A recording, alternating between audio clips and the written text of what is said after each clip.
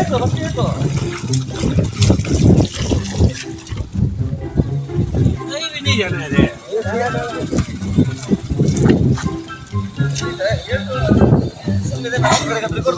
Highway में हम लोग मछली मिल रहा था। और भी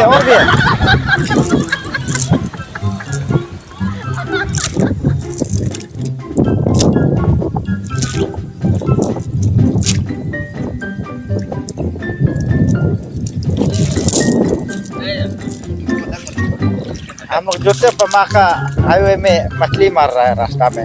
नेशनल हाईवे में मछली है अभी।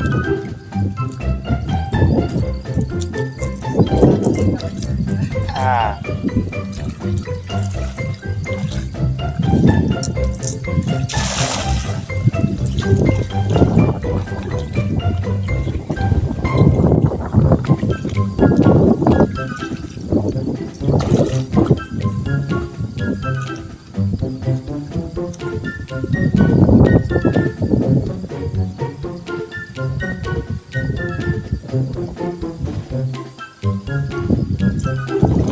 हे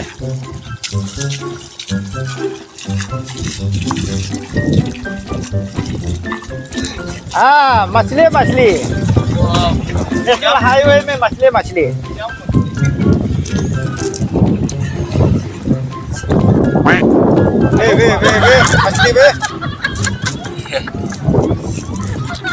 रास्ता का बीच रोड में मछली है। हाँ मिल रहा है हम लोग का मेहनत का फल मिल रहा है।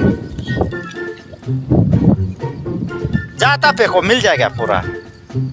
अभी रास्ता में मछली जाता पे को ना